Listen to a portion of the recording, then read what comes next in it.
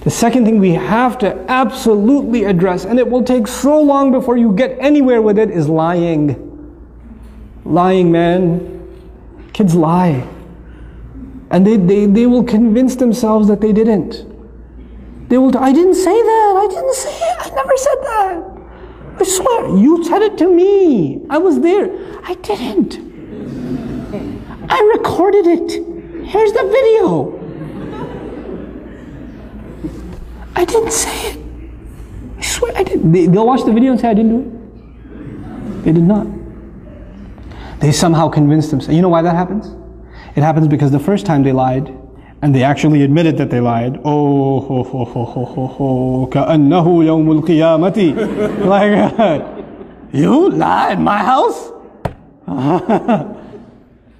So now, first you said, please tell me the truth. What did you actually say? And they finally said it, and then you came down with the axe. So the next time, like, I will take all of this.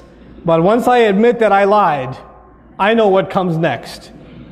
You know, I am not doing that again. I am not admitting to this crime again. Because pleading guilty in this house does not work out for you. You got to stop that first. You cannot punish. You cannot punish extra for something that happened that's already made you angry. So the mother is angry because the child lied. Or because the child did something bad. Then she's angry because he lied about it. Then she's angry because she's tell me the truth. I'm giving you one last chance. One last chance. I'm going to ask you one last time. Even though she's going to ask 6 more times. But she says one last time. Tell me, and this is the only time I'm going to ask. I'm not going to ask again. Did you do it? No. Okay, I'm going to ask one last time. Before I tell your father. One more time. I didn't do it. I didn't do it. I didn't. And he'll go to bed. He'll cry. He'll wake up. I didn't do it. I didn't do it. He'll stick to it. And you're like, how do I deal with this? And you said, I know you did it. I know you did it. You're making me even more angry. And you get angry, and he gets more defensive. And you get angry, and he gets more defensive. And at the end of the day, you start pulling out your hair, and you're like, I don't know what to, and the husband comes home, I don't know what to do with this one. He lied. And you're like, you lied? No, no, it starts over again. How do we have to deal with this? We have to take those situations, and sometimes you just believe them, even though you know they're lying. I believe you because I trust you. You wouldn't lie to me. You promised last time you wouldn't lie, so I trust you. And the other kid's like, buddy, I trust him. You're fine. You're not in trouble. And let him get away with a lie 3 or 4 times. Guess what's going to happen? Children are not inherently evil. Children are inherently good. Their nature is goodness. So when they do something bad, and you don't punish them for it, then they have an opportunity to ask their conscience. If you punish them for it, their conscience was not bothered, because they already got punished for it. When they get punished for it, they don't feel bad, because they did something bad and they paid for it. It's done. There's no conscience. But if you don't punish them once in a while, I said pick your battles. You don't have to get them for every time. Pick your battles and say, okay, I trust you. You didn't do it.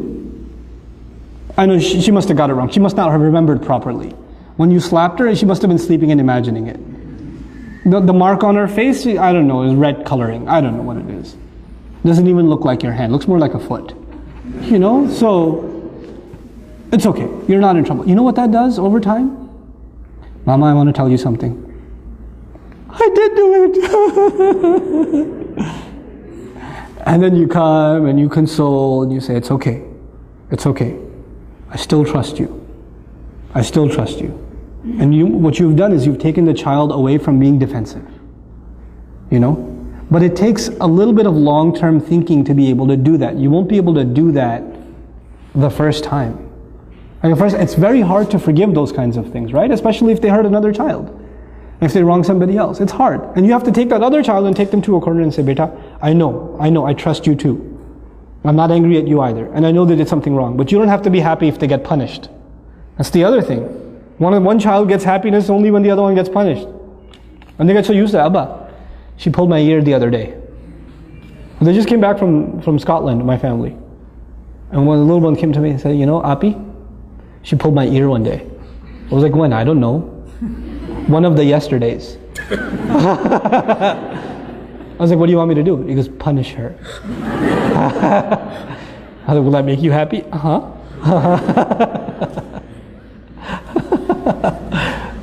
Sometimes kids do that. They get a kick out of the other one getting punished.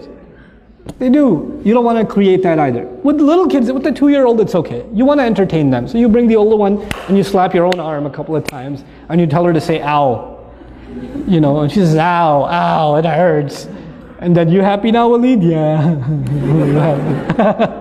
That's cool. But with older kids, when they get happy when the other one gets punished, that's a problem. That's a punishable offense. That itself is a punishable offense. Why are you happy? What do you get out of that? You know? That's something we have to address with our children. So there are 2 things so far. Tantrums, lying. And lying, it's a long-term process. You don't get lying out of somebody's system right away. Especially because they don't even see it as lying anymore. They just see it as saving themselves. And kids, when they lie a lot, you know what happens? They actually start believing it themselves. They become better than any actor you have ever seen. They take on the role, boy. They will own it. And so you become extremely dumbfounded. Where do you even begin? Well, begin by not tackling it.